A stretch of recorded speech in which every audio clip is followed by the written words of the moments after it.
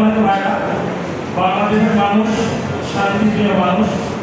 আমরা সবাই শান্তিতে বসবাস করতে চাই। আপনারা জানেন, একটু আগে ভাই বললেন যে আমাদের একই মাঠে একদিকে ঈদগাহ মাঠ, অপরদিকে পূজা মণ্ডপ। এতই প্রমাণিত হয় যে বাংলাদেশের মানুষ সাম্প্রদায়িক সম্প্রীতির উজ্জ্বল দৃষ্টান্ত দিতে, ঠিক না ভাই? এদেশের মানুষ আমরা সবাই শান্তিতে বসবাস করতে চাই।